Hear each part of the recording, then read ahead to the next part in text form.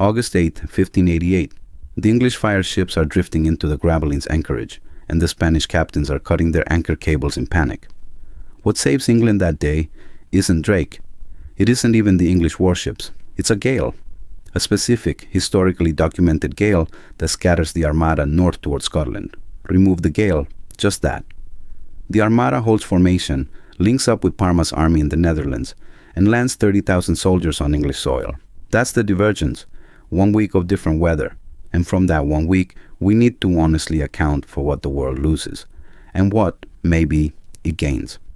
First, let's be clear about what England looked like in 1588. It's not a superpower yet. It's a mid-sized Protestant kingdom with a capable navy, a queen who won't name an heir, and a textile economy.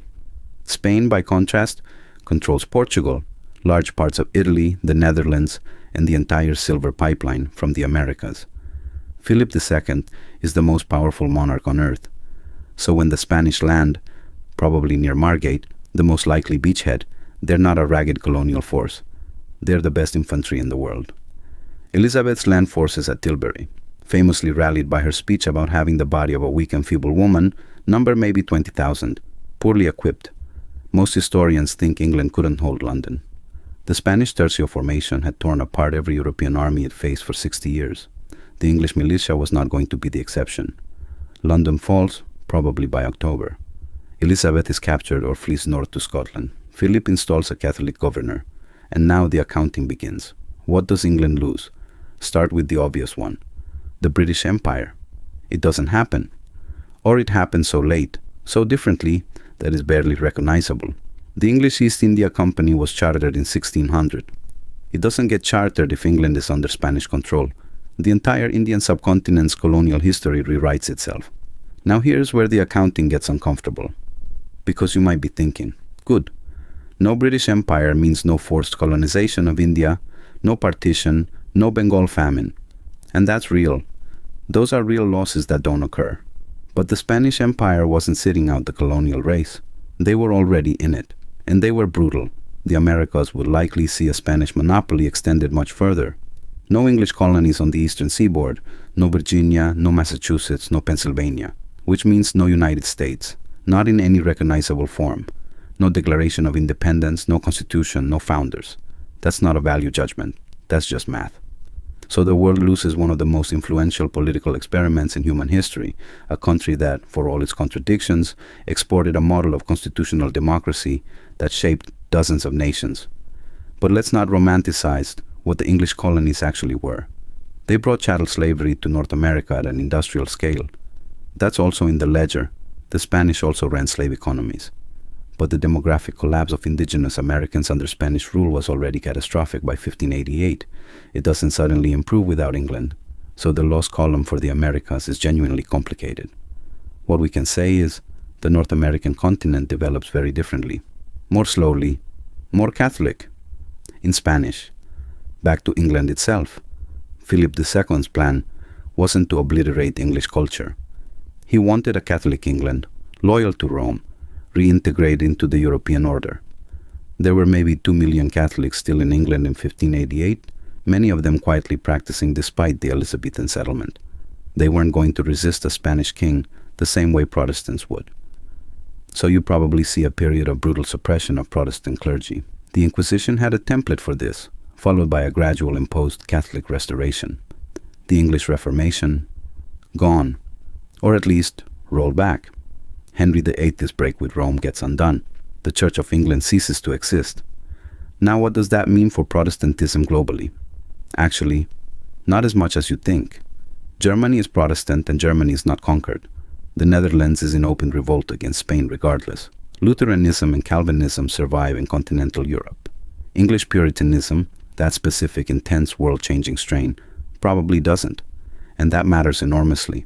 English Puritanism was the seed of Massachusetts Bay Colony, of New England's work ethic, of the moral framework that shaped American civic religion for 300 years. No England falling, no Puritan exodus. So we lose that. And what does that do to capitalism? Max Weber's whole thesis was that Protestant work ethic drove early capitalism. Weaken English Protestantism, and you might be changing the trajectory of the entire global economy. Here's where the gain column starts to fill in though, because Protestantism also drove a lot of religious warfare. The 30 Years' War, one of the deadliest conflicts in European history, was partly a Catholic-Protestant conflict. The 30 Years' War killed maybe 8 million people between 1618 and 1648. Without a powerful Protestant England as a counterweight, or with Spain dominant, that war might look very different. Maybe shorter, maybe more decisively Catholic from the start, which could mean less prolonged carnage, at least in Central Europe. That's a real entry in the gain column.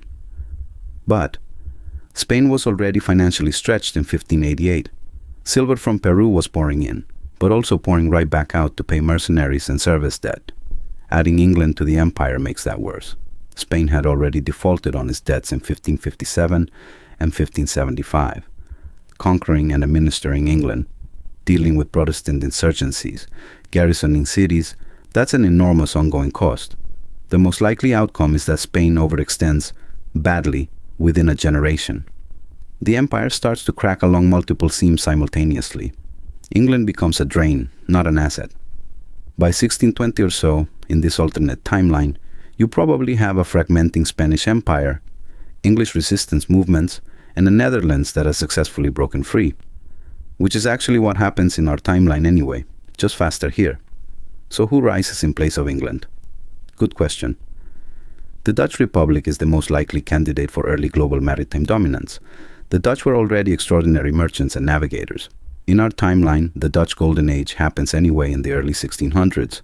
They just don't sustain it against English competition. Without England in the race, they might go much further. You might get a Dutch-dominated Atlantic trade network. Dutch colonies in North America becoming much larger.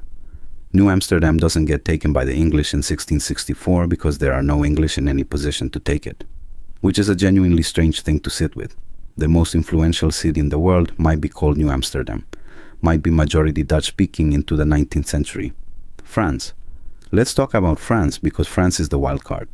In our timeline, England and France spent centuries as rivals, and that rivalry actually shaped both nations. With England neutralized and Spain overextending, France becomes the dominant continental power much earlier.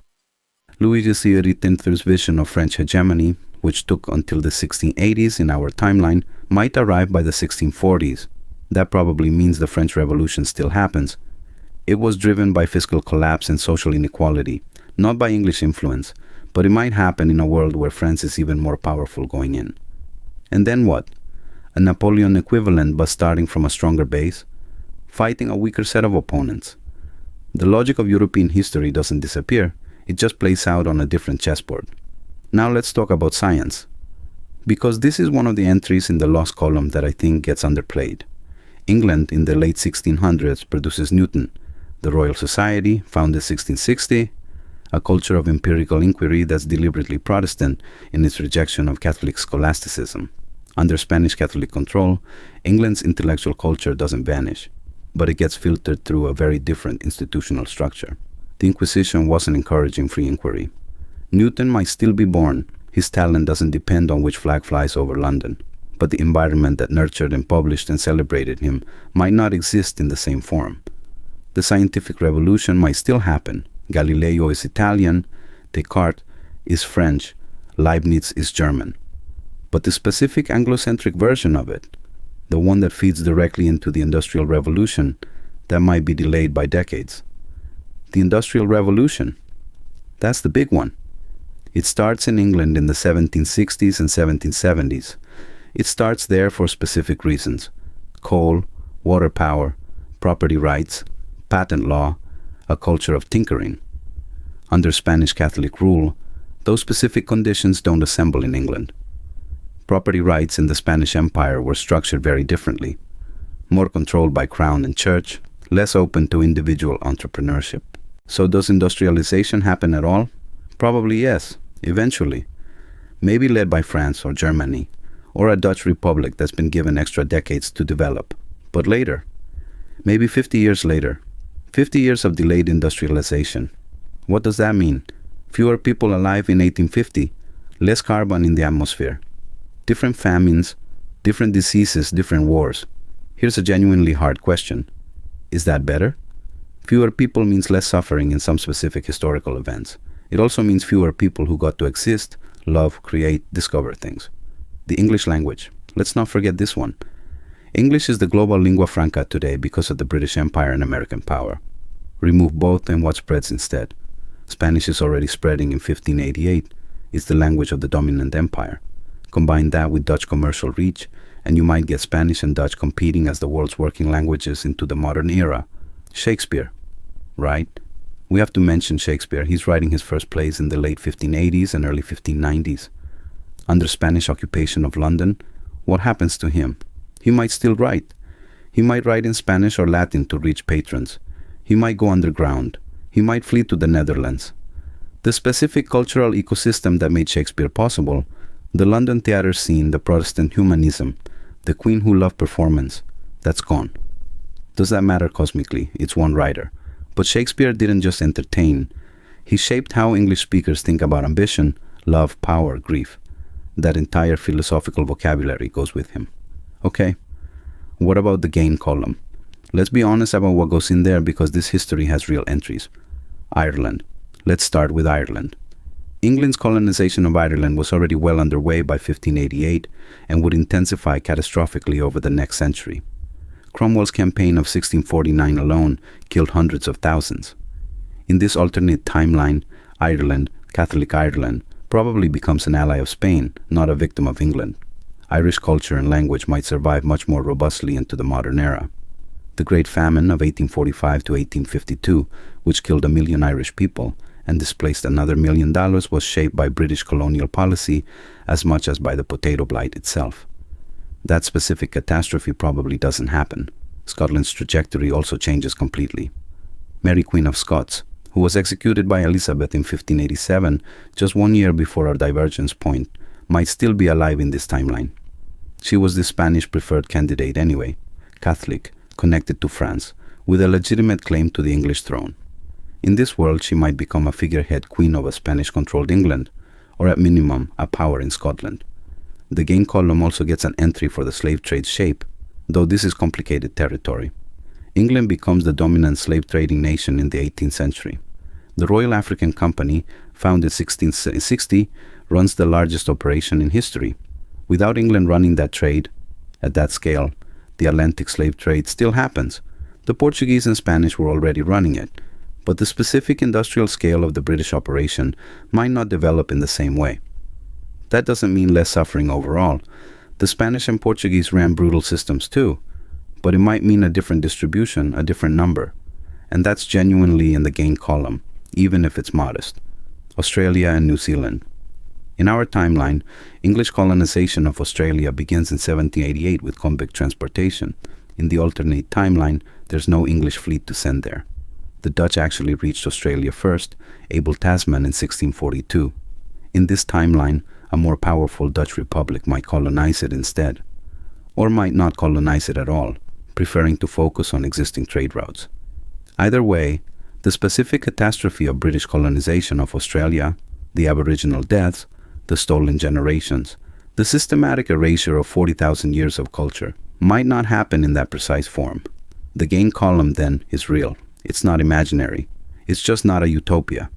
Because everything Spain touches in this timeline also carries costs. The Inquisition operates more freely across more of Europe. Free speech as a legal concept, which develops in England specifically, is delayed. The printing press is more regulated. Parliamentary democracy, specifically the English model of it, doesn't develop. The Glorious Revolution of 1688 doesn't happen. Magna Carta remains a document of a conquered people, not an operating system for governance. Does democracy still happen? Yes, probably. The French Revolution still produces its ideas.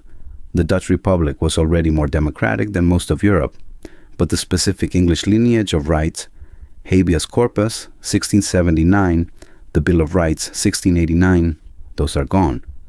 Here's the strange entry in the ledger that nobody usually talks about.